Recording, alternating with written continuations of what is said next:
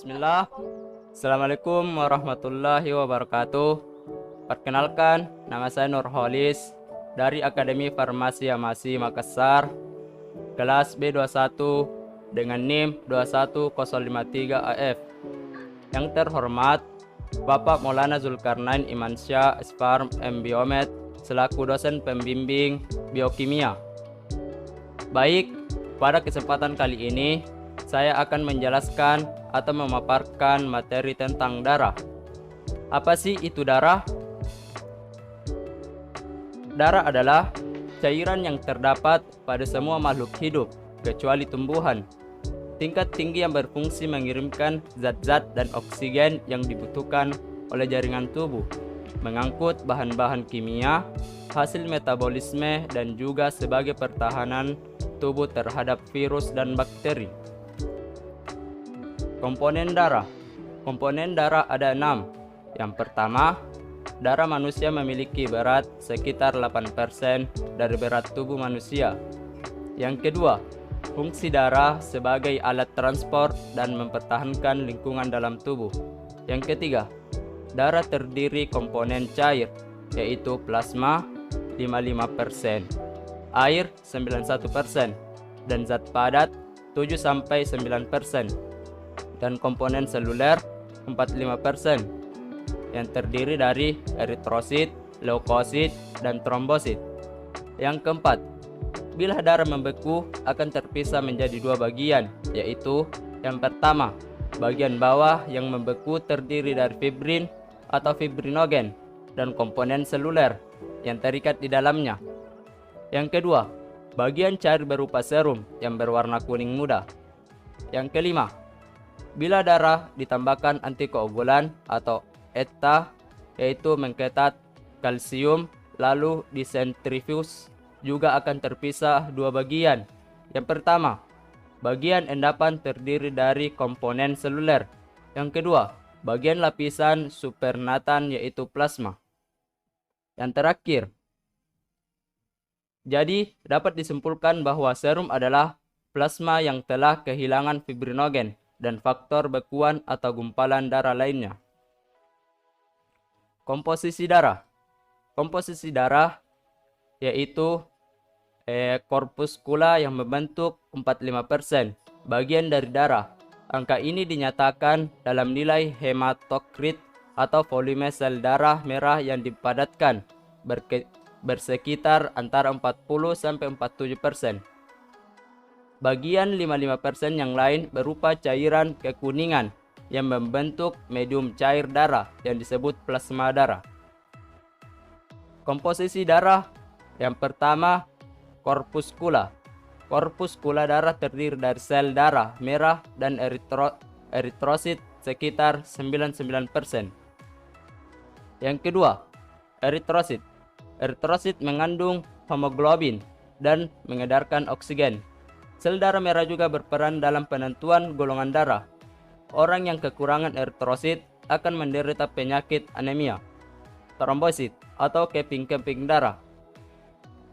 0,6-1% trombosit bertanggung jawab dalam proses pembekuan darah. Yang keempat, leukosit atau sel darah putih. 0,2% leukosit bertanggung jawab terhadap sistem imun tubuh dan bertugas memusnahkan benda-benda yang dianggap asing dan berbahaya oleh tubuh, seperti virus dan bakteri.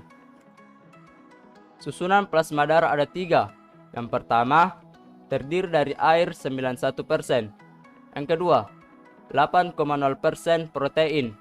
Di antaranya itu albumin, protrombin, dan fibrinogen. Yang ketiga, mineral 0,9%. Di antaranya yaitu natrium klorida, natrium bikarbonat, garam dari kalsium, fosfor, kalium dan zat besi, nitrogen, dan lain-lain. Fungsi darah dalam tubuh ada 10. Yang pertama, mengangkut oksigen. Yang kedua, mengedarkan sari makanan. Yang ketiga, mengedarkan hormon. Yang keempat, menyerang kuman dan bakteri yang masuk. Yang kelima, menyembuhkan luka. Yang keenam, membawa sisa oksidasi sel tubuh. Yang ketujuh, sebagai pengatur suhu tubuh. Yang kedelapan, membuang zat-zat sisa metabolisme sel atau ekresi. Yang kesembilan, memendam bibit-bibit penyakit. Yang kesepuluh, mengangkut air ke seluruh tubuh. Proses pembekuan darah. Proses pembekuan darah atau koagulasi adalah proses kompleks di mana darah membentuk gumpalan atau bekuan darah guna menutup dan memulihkan luka serta menghentikan pendarahan. Proses pembekuan darah terdapat 3 fase, yaitu sebagai berikut. Fase pertama, proses pembekuan darah manusia adalah pembekuan agregat pada trombosit sehingga menghentikan proses pendarahan sementara. Pada luka tersebut, nantinya trombosit akan mengikat kolagen pada tempat terjadinya luka di dalam pembuluh darah dan juga diaktifkan oleh trombin yang terbentuk di dalam kaskade saat peristiwa koagulasi pada tempat yang sama. Fase kedua yaitu proses pembekuan darah selanjutnya adalah pembekuan jaringan fibrin yang terikat dengan trombosit secara agregat sehingga menimbulkan sumbatan yang lebih stabil lagi dibandingkan dengan sumbatan pertama. Fase ketiga atau fase terakhir yaitu proses pembekuan selanjutnya, yakni terjadi pelarutan baik sehingga persial atau agregat pada hemastosis yang dilakukan oleh plasmin sehingga ini membuat penyumbatan menjadi lebih kuat lagi dibandingkan yang sudah terjadi sebelumnya.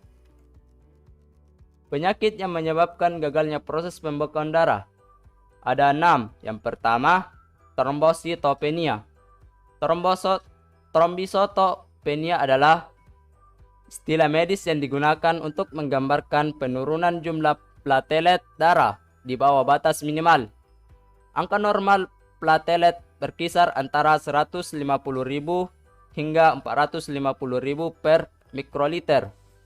Trombosit merupakan sel darah yang diproduksi di sel-sel darah yang terletak di sumsum tulang belakang atau megakariosit. Yang kedua, trombositosis. Trombositosis adalah kepingan darah yang diproduksi di sumsum tulang oleh sel bernama megakariosit. Trombosit memiliki peran penting dalam proses hemostasis atau proses menghentikan pendarahan. Yang ketiga, ITP atau imun trombositopenic purpura. ITP atau imun trombositopenic purpura adalah penyakit kelainan trombosit yang mempengaruhi proses pembekuan darah pada penderitanya. Sebelumnya, gangguan pembekuan darah ini disebut dengan idiopathic trombositopenic purpura. Penyakit ITP terletak pada sistem kekebalan tubuh yang bermasalah sehingga menyerang trombosit seolah-olah mereka adalah benda asing. Dalam keadaan normal, 1 mikroliter darah mengandung 140.000 hingga 440.000 trombosit atau keping darah. Jika kadar trombosit kurang dari 50.000 trombosit per mikroliter, maka inilah tanda awal gejala ITP muncul. Yang keempat, hemofilia. Hemofilia atau hemofilia adalah gangguan pembekuan darah yang menyebabkan darah menjadi sulit membeku. Kondisi ini disebabkan oleh kurangnya faktor pembekuan darah atau koagulasi di dalam tubuh. Umumnya, penyakit hemofilia adalah kondisi yang bersifat genetik atau diturunkan dari anggota keluarga dengan kondisi yang sama. Namun, di dalam beberapa kasus, tidak menutup kemungkinan hemofilia terjadi sewaktu-waktu pada usia dewasa. Yang kelima, Bernard-Soulier Syndrome. Bernard-Soulier Syndrome atau BSS adalah kelainan bawaan pada proses pembekuan darah atau koagulasi. Langkah yang ditandai dengan trombosit yang terdapat pada pembuluh darah berukuran besar yang berukuran tidak biasa, jumlah trombosit yang rendah atau trombositopenia, dan waktu pendarahan yang lama. Individu yang mengalami gangguan ini cenderung berdarah berlebihan dan mudah memar. Sebagian besar kasus sindrom Bernard Soulier merupakan penyakit keturunan akibat pengaruh genetik. Yang keenam, penyakit von Willebrand. Penyakit von Willebrand adalah salah satu kelainan darah yang merupakan penyakit bawaan. Darah pada penderita memiliki kadar faktor Willebrand yang sedikit atau tidak berfungsi dengan baik, sehingga menyebabkan pendarahan lebih lama berhenti. Baik, itulah yang dapat saya sampaikan. Kurang dan lebihnya mohon dimaafkan. Wabillahi taufiq wal hidayah. Assalamualaikum warahmatullahi wabarakatuh.